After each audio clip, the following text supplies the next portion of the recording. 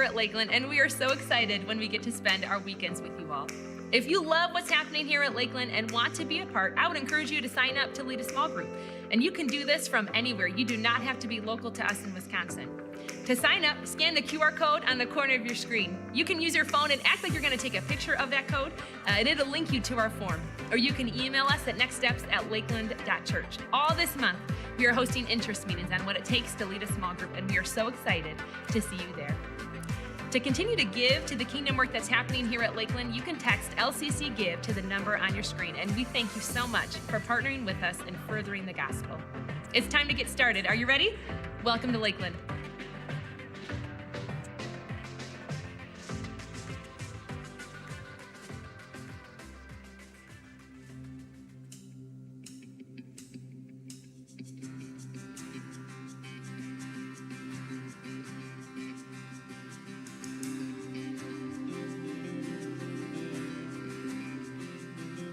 I raise a hallelujah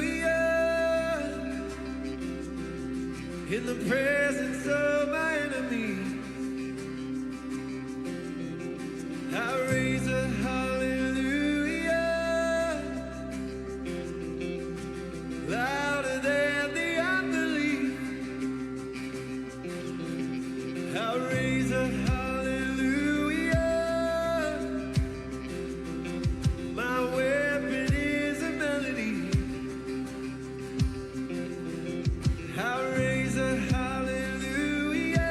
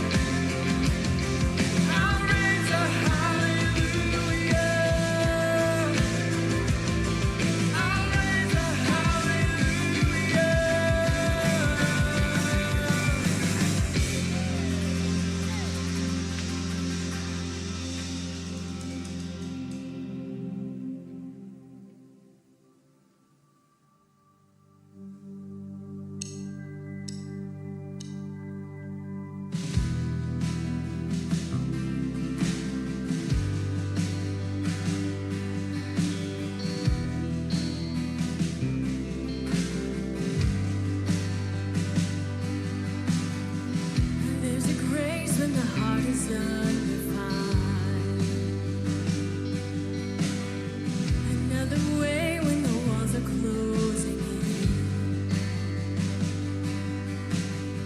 And when I look at the space between where I used to be and this reckoning, I know I will never be alone.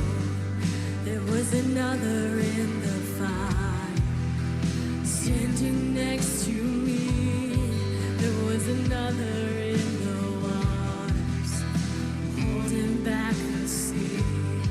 And should I ever need reminding of how I've been set free, there is a cross that bears the burden where another died for me. There is another in the fire.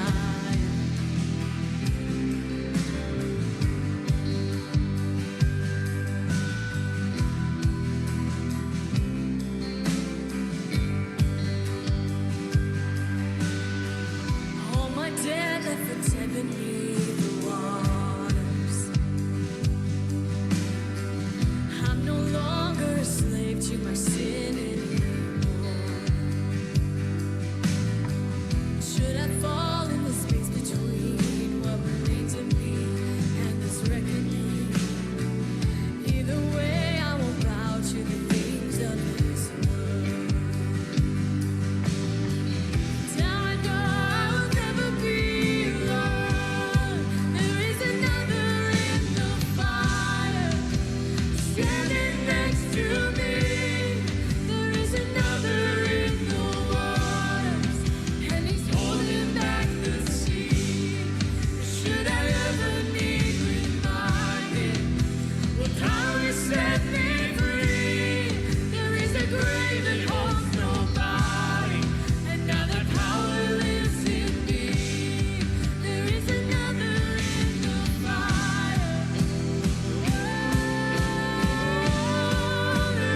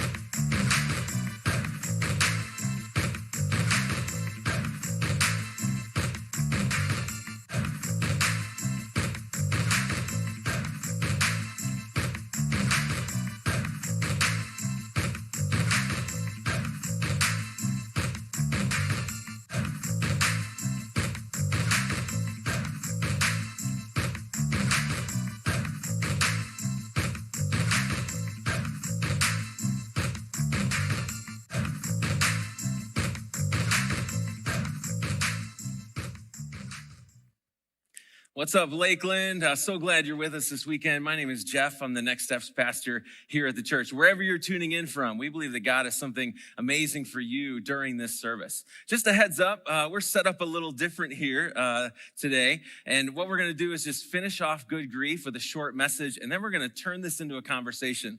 We've heard so many great things from our people and from our small groups of how this subject is really connected so well with people right where they are. And so we're going to turn that into a conversation here in just a moment. We're going to wrap up with Good Grief. And here's the deal. Here's the question that we're really running after. What have you lost in this season?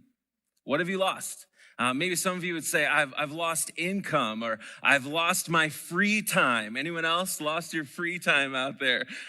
Maybe if you're like my kids, you've lost the ability to go places. Like that just drives them crazy. For some of you, you've lost all kinds of things, including, I know some of you have lost significant moments, that graduation moment, or that wedding, or that trip, or that new grandbaby being born. You've lost some of that. And even some of you, if this season wasn't hard enough, you've lost loved ones. And this is what we know. With grief and with loss just comes this idea and this invitation of, what are we going to do with that? And that's what we're talking about. With loss comes grief every time. And so how are you journeying through it? As we've been kind of using this series and just trying to find a roadmap, I've heard someone describe grief like this. It's like going on a road trip before GPS. Do you remember that? Any of you remember that? Going on a road trip, I was the kid who was sitting between mom and dad, and I'd have this big old map right in the middle, and I would just follow my finger around the roads, and here's the next city, and Dad, do you know, we're coming up to the next turn. But before GPS, this is how grief comes in. As a detour. You have this plan, and I'm going this route, and we're going this direction, and then you see these orange signs, detour, must exit now. And so you take that detour, and you take a right, and then a left, and then another right, and this is how grief sounds as well. Where am I, and am I headed in the right direction? Where am I, and am I headed in the right direction? Grief is so disorienting. And so we've been so thankful in recent decades that people have kind of broken this process down a little bit, and we're pressing into the 5 different stages of grief. And so just as a review as to what those are, 5 different stages of grief: denial, anger, bargaining, depression, acceptance. What do these sound like? Denial is, I'm ignoring what I'm going through. Anger is, I'm frustrated by what I'm going through. Bargaining, is there any way out of the thing I'm going through? Depression, I'm sad about what I'm going through. And acceptance, I have mourned and I have accepted, and I'm moving on with the loss that I have experienced. And so we're turning our attention toward acceptance today, and we're really trying to run after 2 different questions. Where is God at in this? And what am I supposed to do about it? Where's God in this stage of grief? And what am I supposed to do about it? So as we turn our attention toward acceptance, here's just a definition that I want to launch off of. Acceptance is the ability to face our loss calmly and to accept the reality of life on new terms, life has changed, right? Because of grief, life has changed, but we're stepping into enjoying life again. We're open to the idea of helping others and being helped to accomplish important things in our life. And it's important about this stage. We've talked about the reality that we kind of zoom around all the different stages, but with this stage, you only arrive if you've gone through the others. That's a little different about this stage of grief. You have to go through the others in order to get to this level of acceptance. But I think there's so much confusion sometimes around acceptance, and it's important to really point some of those out. Acceptance is not life going back to normal. I think sometimes when grief comes our way, it's like, how can I get back to normal, and how can I get there as fast as possible? Acceptance is not just, everything's fine. How are you? Everything's fine. That's not acceptance. But acceptance is this new terms of life, and then I'm going to step into that reality. With every stage, we've been trying to give you, where's this at in the Bible? Or is there a character that's written about this? And what might that look like? And we've been pressing into David so much just because he was all over the place with life experiences. I mean, he had the highest of highs and the lowest of lows, and he wrote about it and he expressed it. And I think that's so important. And in Psalms, I love Psalms because I think Psalms speak for us. So many times when we don't have the words, Psalms speak for us. And I'm going to turn our attention to Psalm chapter 30. And this is in the New Living Translation. I love this. As we go through Psalm 30, would you pay attention to grief? You're going to find it. Would you also pay attention to acceptance? Because you're going to find that as well. Here we go. Psalm 30 says this. David writes, I will exalt you, Lord, for you rescued me. You refused to let my enemies triumph over me. O Lord, my God, I cried out to you for help, and you restored my health. He's talking about sickness. Sickness brings grief sometimes, and he restored me to health. Next verse is, you brought me up from the grave, O Lord. You kept me from falling into the pit. Does grief feel like that sometimes? It does. The pit of death. Sing to the Lord, all you godly ones. Praise his holy name. For his anger lasts only for a moment. I love this. But his favor lasts a lifetime. Weeping might last through the night, but joy comes with the morning. What a cool picture that is. When I was prosperous, some of you might, as we've been going through the grief series, you might, I don't know if this really connects with me. I don't really know if this is a season that I'm in right now. Does life sound like this a little bit? When I was prosperous, when things were going good, I said, nothing can stop me now. There's this like, I'm invincible almost. David felt that too. Your favor, O Lord, made me as secure as a mountain. And then you turned away from me. Grief feels like that sometimes. And I was shattered. That brokenness feeling of life sometimes. I cried out to you, O Lord, and I begged the Lord for mercy, saying, what will I gain if I die? If I sink into the grave? Can my dust praise you? Can it tell of your faithfulness? Next verses. Hear me, Lord, I have received and have received on me. Help me, O Lord. You have turned my mourning into joyful dancing. You've turned my clothes of mourning, and I am now clothed with joy, that I might sing praises to you and might not be silent. O Lord, my God, I give you thanks forever. Did you see in there? Did you see grief in there? I hope you also saw acceptance. Because grief sometimes sounds like this. We use words like attacked. David felt that way. Shattered, falling, begging, mourning. Those were all the stages of grief, just going around and around all the time. But he also shared these words: restored, favor, joy, dancing, and secure. And I don't know what you call that, but I'll call that acceptance. Of all the things that were coming at him, he was able to get to that place of acceptance. And here's really what I want to challenge you with. Do you know that you have a choice in grief? Do you know that you have a choice in grief? Many of us, when it comes to grief and when it comes to the life experiences that come our way sometimes, we don't have a choice in that. They just slam up against us on any given day. We didn't give it permission to do it. It just happened. We didn't have a choice in that.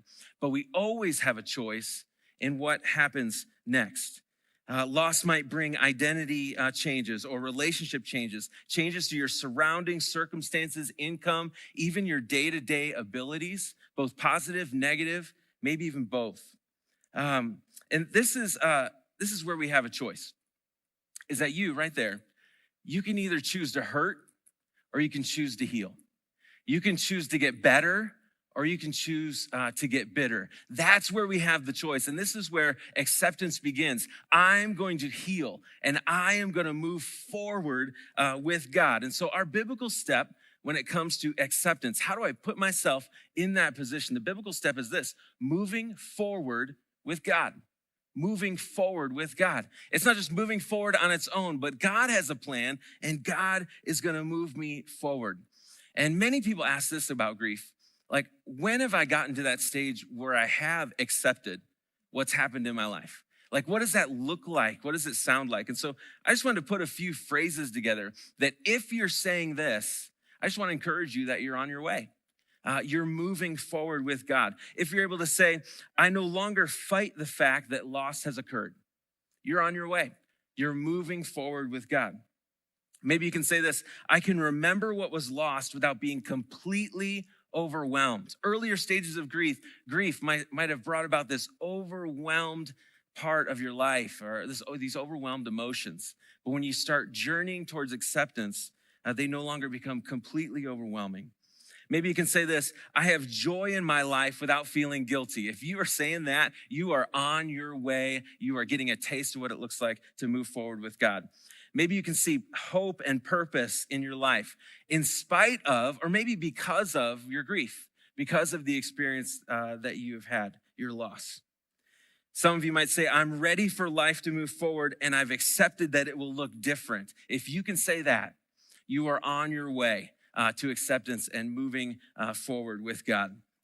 Right before quarantine, Josh and I actually had an opportunity on a trip that we went on, and we were coming back with some Lakelanders, an international trip, and I had this plan that I was going to read a bunch of books. That's what I do on a plane, I guess. But I ditched that altogether, and I said, next best thing, I'm going to watch some movies. So that's what I did. And I just kind of went into the library, and what can I watch? And it was toward kind of the end of our trip where I kind of decided, this is a movie I want to watch. And I timed it just right. Like I knew that we still had time on the plane for me to finish this movie. What I didn't take into account were all of the announcements that happen at the end of a flight. Like when the announcements come on, the video stops, your movie, your audio, and every time the captain would come on and give us an update, just let everybody know that the flight will be, I'm like, I know the flight, I can see how much time I have left, and you're interrupting the end of my movie. And every time the captain would come on, the whole plane, oh man, we're trying to get to the end here. And we were just stressing out, didn't know if we'd make it to the very end. And I just want to encourage you with this. There's so many things in life like that. It's the cell phone that dies when you're putting a text in. It's a game you're playing where the Wi-Fi goes out. It's the home project that you're working on that you're like, oh man, when is that ever going to get finished? And here's my fear with grief, is that we'll go through the process, and we'll never finish. We'll never finish. But with God, his dream is always, I want to take you the whole journey, not just most of the way so that you can be done and be stuck in another stage of grief. I want to take you all the way to acceptance. I want to move forward with you. I want to give you purpose in all of that as you grieve. And so you are not this unfinished product. He's a product that he wants to take you to the finish line and to show you how amazing it can be when all the pieces are put together. Here's something I want to leave you with. I think it's so great. Following Jesus doesn't prevent life from crashing around you. Following Jesus gives you everything you need when it does. It gives you everything you need when it does. And so as you're pressing in, disciples of Jesus, we don't brace for impact. We don't hide from storms or even hide from grief. We enter into it and we find Jesus in the midst of it because he's working on you and he's using even unfortunate circumstances to do amazing things in your life. And as we just talk about acceptance, some of you might be on the other side and just saying, man, that's not me. I am nowhere near acceptance. Well, we want to help. Something that we're actually launching this week are grief share small groups. This is an opportunity for you just to step into groups and to process what has been going on in my life and how can I, here it is, move forward with God. If you want to take your next step in grief share, we would love to have you. Just text the word grief share, one word, grief share to 84576. Grief share to 84576. Take a step forward. God's doing something in this season, and we want you to get the very most out of it. Isaiah 43 says this, I'm doing a new thing. I'm doing a new thing. That's God's heart. He wasn't telling Isaiah that it had been easy or his people that it had been an easy road. He was just stepping in this moment and saying, I'm doing a new thing. And he's going to make a way and he's going to build streams and it's going to be great. And I think it's this invitation of, are you going to be a part of it? Are you going to be a part of it? Let's turn this into a conversation about grief, just different questions that we want to tackle together and hear from our different pastors on that. So I'll turn it over to Josh. All right. Well, Jeff, thanks so much for sharing. I just really appreciate that. Just setting us up to think about how we move forward. And acceptance is this journeying with God. And I've come to this place of going, I've come to completion, but with him. We're going to turn this into a conversation, though, because over the past handful of weeks since we've been talking about grief, we've had so many people saying, man, this has been so helpful. I'm actually talking about this now with people, and that's huge. And so a lot of questions have kind of risen to the surface, and so we as kind of a little panel up here are going to share some top we came up with what we think are some of the top questions that we're hearing, and just a few thoughts to share with you today. But I know here's the very first question. I know a lot of people are just wondering, Jeff, did you finish the movie? No. I think I did. I think I got to the very end. That's a good question. You made it to the end? I did. I pleaded, I bargained, I did the whole thing. But I got to the very end. I accepted the fact that the video could be done. That's awesome. Yeah. All right, so here's what we're going to do. We're going to set all of you up just to understand that this group here, we've all gone through levels of grief. And so the first question, I'm going to just kind of tag person to person, and I'll say, hey, you share next. But what was your story, your personal experience in grief? So, Lise, we'll start with you. Yeah, so my story is that 20 years ago, my mom was killed in a car accident, and I remember vividly within an hour of the sheriff leaving our house, sitting down on the edge of my parents' bed and saying out loud, I don't know how to do this.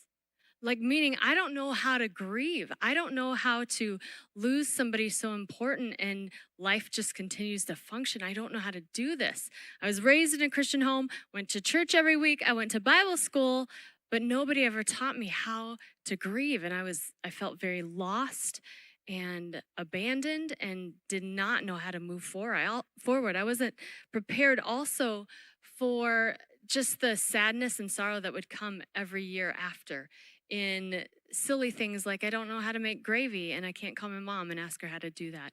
So that's kind of my story. Jason.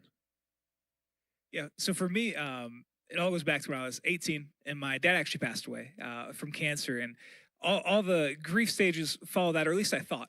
So I went into this moment and just kind of got busy and got things done and tried to help my family. But it wasn't until maybe 3, 4, 5 months later, and I was actually on a mission trip in the middle of Costa Rica, building a church. And while we're working on that, I put in a good day's work, probably better than I had for most of the week. And I overheard one of the locals say, to another man that was on the trip, like, your son is doing such a good job.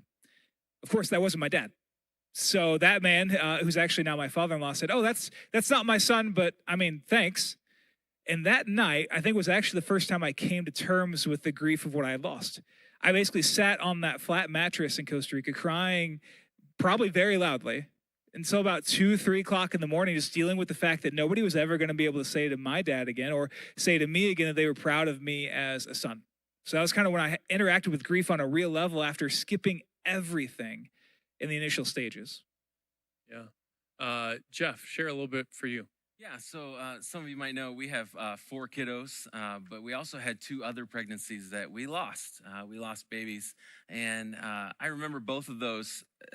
They were surprises. It's one of those like, how does this happen that we get pregnant? But here we go. We were pregnant, and I remember just getting to the point where I was like, okay, all right, this is life going forward, and then we lost those 2 babies. And I remember that feeling. I remember looking at empty cribs and just crying with my wife about what that season was, what it felt like, and how in the world were we going to move forward. Yeah, and for me, I didn't have loss like some of you guys have experienced, but probably 15 years ago, I experienced what I would describe as my first bout of depression. And it was really weird for me because I feel like I'm a pretty upbeat person, and so all of a sudden being depressed was strange to me, and I didn't know what to do with it. And I've had, I would say, a couple times now in my life when I could say, okay, I know I'm heading back into that place, and so have learned some real things though around how to even deal with depression.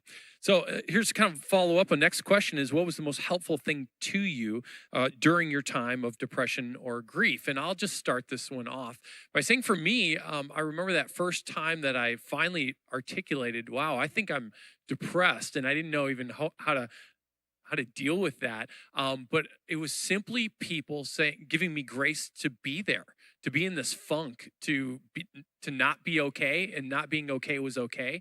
That was actually really huge for me. And that was exactly what I needed, because I felt shame in it, actually. I felt like I'm broken. I'm not supposed to be broken. Like, I'm a Christian. I'm not supposed to be depressed. I'm not supposed to be sad. And so just people saying it's okay, I was like, oh, and it just kind of like, wipe the sweat off of your brow and be like, okay, well, I'll just not be okay for this season of time until I'm okay again. And that was huge for me. Jason, how about you? Yeah. So in my story, because I had put off the actual grief process for so long, the things that actually helped me weren't that initial wave of people or even words, but it was actually people that later on, after I finally came to terms with what I was wrestling with, that were just radically available. They were available to do everything or nothing.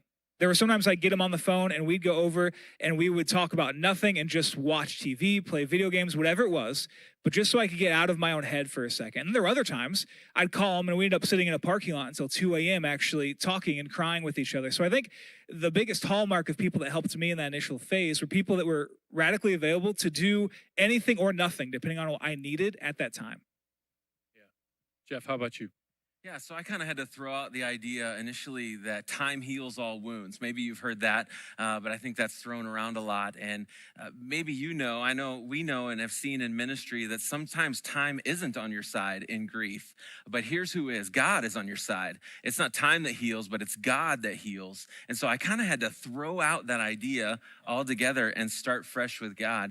And how it started with me was just inviting a mentor into my life. I didn't need a huge crowd of people to run with. I just needed like one trusted mentor that I could go to and just say, here's where I'm at, here's what I'm doing, here's what I'm feeling. That's good. Lise, how about you? Yeah, for me, I feel like it's in my times of grief where God is the closest. You know, Psalm 34:18 says that the Lord is near to the brokenhearted, and it's been true in my case every single time that I feel I can come to him with my questions, and he's there, and he's answering, he's very present, and it's being known and seen by the Lord that I am most helped during that time. That's good. All right, another question. What was not helpful at all? And we'll throw it right back to you, Lise. What was not helpful? Yeah, so within hours of my mom dying, people just flooded our home. And one woman said to me, she said, Lisa, you know that your mom would never come back here to earth for you. And it was like, it's one of those things where I know logically, yes, that heaven is better, to die is gain, but it hurt in the moment. And I think people try so hard and they don't know what to say, but sometimes what they say can actually hurt and sting, especially, I mean, I was 21, I was still not a child, but it just stung in a way and I just couldn't even receive it at that point. Yeah, it's those kind of quick little statements that they think will be nice. Oh, Lord. Jeff, how about you? Yeah, so I think plowing through was not on my side. So like you experience grief and it's just like, okay, how can I just get back to whatever? I can just get focused on something, move forward. It's important to move forward with God, but just to do it on your own and in your own grit and all that kind of stuff. I think I had a mentality, especially with our first miscarriage, of just like, let's just get back to, I got to get back to work. I got to get back to these other things without really tending to the most important thing. Yeah, that is good. All right, another question. What have you learned about helping people deal with grief? Jason, we'll throw this one over to you. Yeah, I think it's easy and it's noble to help during those first moments of someone's loss or someone's grief. First responders of the heart of sorts, to run in there and to be whatever you can to those people over the first couple days, weeks, maybe even months. But I think what's incredibly helpful and what people miss is the seasons afterwards. So setting reminders on phones to reach back out 2 months later, 3 months later, maybe on the anniversary of a loss, or maybe just being specific with offers. I think that's another thing I actually learned later on in life, was this idea of offering something up rather than just what can I do, being specific. Can I bring you dinner? Can I show up to do nothing? Can I, whatever it is, being specific instead of putting the pressure on them to come up with something, instead being the actual help that you really want to be by pressing into the awkward space of actually offering something for real. Yeah, that's really good. For me, I've helped a lot of people through seasons of grief, and especially sudden grief when it comes to loss. Specifically, I think about death. I've been there many times now to help people with that starting process. And so, for me, one of the things that I found is most helpful and most important is that, like when it's a funeral and someone dies, most people have no clue how to maneuver that moment. Like they have no idea what their next step is, and I'm lucky enough that I've walked with enough people through that moment of life that actually I know what the next step is. And so one of the things I think can be most helpful is just help people, show them what the next step is, especially when it comes to practical things in life that they need to get done. So in that type of a setting, it's like, okay, here's your first phone call you need to make. It's to the funeral home, and then I'm going to go with you to this location. We're going to have a conversation, and here's what this is going to look like. And you just kind of start setting it all out in a nice, orderly fashion for them. And so if people are in this place of they're initially in shock, one of the biggest things that you can do as a friend is go on over and bring a meal, like you were talking about, or help them, set up the meal, set up a meal train, do that type of a thing. Because honestly, they can't figure out which way is up in that moment. And so helping people take the next practical step and helping them make that step is huge when people are grieving initially. So I find that that's a really important step. Here's a question that we thought is worth answering. What's the right way to get help, and with whom? Who do I ask for help? Like, do I just go onto social media and be like, I'm hurting, and just like whoever responds first, they're my new mentor? Like, or is there another way to do this? So Jeff, answer this one for us. Rest assured, there is a better way. Here's the deal. Here's what I found both personally and in ministry is to find a same gender, most mature believer in your circle. Just seek them out, invite them in. I think it's so key. And I believe so much in the family of God and the power of the family of God that it's probably not your pastor. It's probably not your spouse. It's probably not one of your parents. They can certainly influence. They can come alongside and they can cheer you on. But find that most mature believer in the family of God, same gender. And I just think there's power in that, and would encourage you in that. Yeah, it's good. All right, another one. How long? This is one that's, you even mentioned it in your message here. How long should I grieve? Like, and why am I still struggling in grief? That type of thing. So Jeff, start with that one. Yeah, so I think the temptation with grief is that we see these landmarks along the way. It's the 1 year anniversary, or it's the, whatever, or the important date that comes along. And I think we start making these deals of, I'll be done with it by then, or that's really maybe a realistic or appropriate timeline. And grief just doesn't work that way. It doesn't work on a timeline. And so I really want to invite everyone, do the work of grief. Step into the work of grief and say, you know what? This is going to take some time, but I'm going to do all the heart things that I need to do, and I'm going to receive community and love from others to really take that forward. And so release yourself from this timeline that you have in your mind, or maybe what someone else put on you. Release that and say, I'm moving forward with God, and when he's ready, I'm ready, and we're going to move forward. Yeah. Lise, how about you? Let me just add to that. I think you have to think of it as a journey. Like you're going on a long walk with God. It's not a destination. You're not going to cross the finish line as soon as you think, but just think of it as a journey. Man, I'm going to get to know the Lord better through this. I'm going to get to know me better through this, and just journey with him. It's good. We came up with this question because and you probably know someone who it seems like they're just always angry or always grieving something. And so what do you say to the person who's always in grief, or they're always struggling with anger and they're angry and they're grieving something? Jeff, you had some thoughts around this. Yeah, so everyone right there, wherever you're at, just repeat this with me. Grief is not my identity. Grief is not my identity. I think that's so key. God didn't call you into this grief identity. He calls you child, and he calls you this priest and this warrior, and this to be out there for his mission and on his mission. And so God didn't give you that identity or that label. And so in prayer and with others, to rip that identity off and say, I'm replacing it with something totally new. I'm replacing it with something that God calls me, and he calls me by name, that grief is not my identity. Yeah. Jason, you want to add some things here? Well, yeah, you want to talk about that new badge, that new identity. It's actually given to us already. In Romans 8, it says we are more than conquerors, not through our power, not through what we can do, not even through a process, but we are more than conquerors through the power that Christ Jesus gives us. So if you're looking for a new identity, if you're trying to overcome a season of grief, a moment of grief, or just a disposition towards grief, here's your new identity. You are already more than a conqueror through the power that Christ gives you. Yeah, that's so good. And I'm going to throw it right back to you here because you're already speaking into this final question here, which is what's the vision of life after grief? Like what are we going towards? So Jason, continue into that. Yeah, I think this is probably the question that threw us all for the loop longest on our preparation for this. But I think it really comes down to this. Whether it's said or not, what people in the middle of grief are really waiting for is to feel whole again.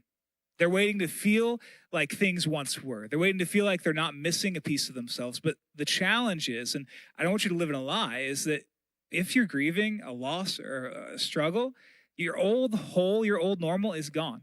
But that doesn't mean there's not something out there that's even better waiting, or at least you need to look forward to. So don't look for the old hole. Instead, begin to change for what God has in front of you. Don't live for the past. Look toward what he's moving you towards. Good. Lise? Yeah, so for me, I hope on the other side, I come out looking more like Christ. Like that I know God in a new way and that I look more like Christ today than I did 20 years ago. That the Lord took me on this journey, just to look more like him.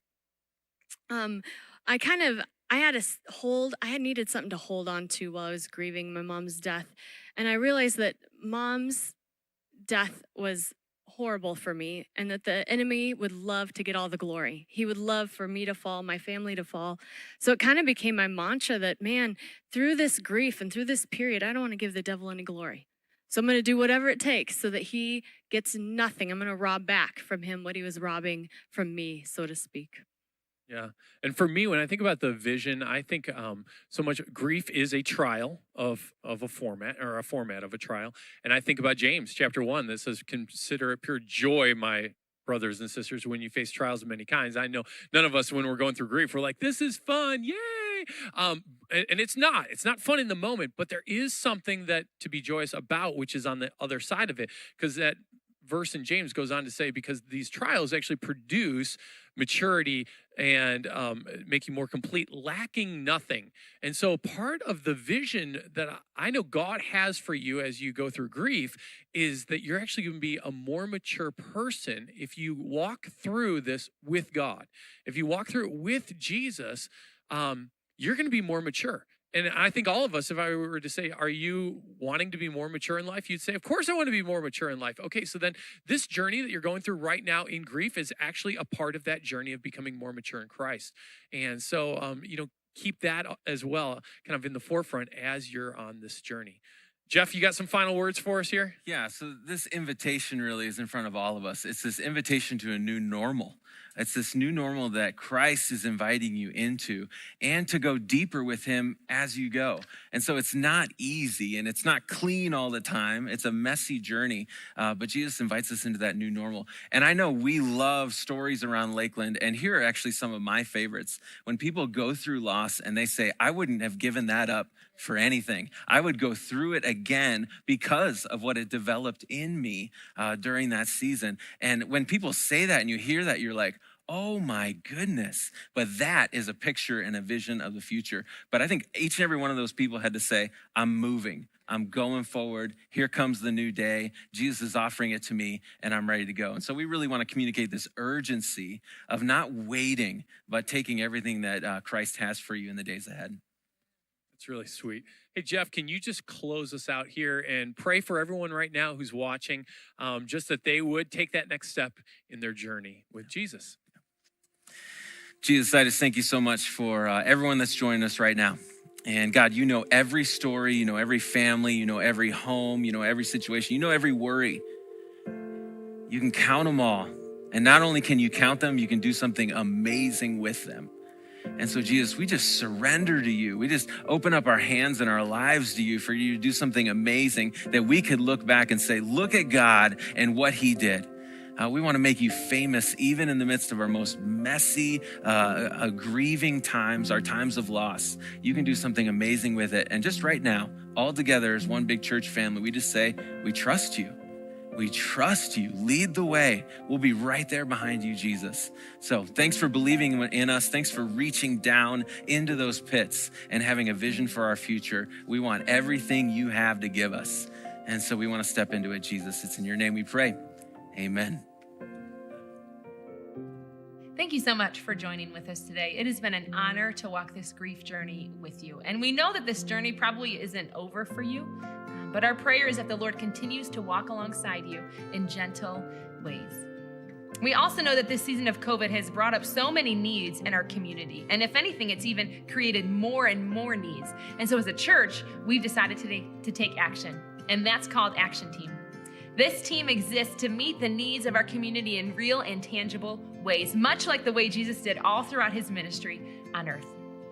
To sign up for Action Team, you can follow us on Facebook called Walworth in Action, or you can email us at serve@lakeland.church. Because church, it is time to take action. Let's go.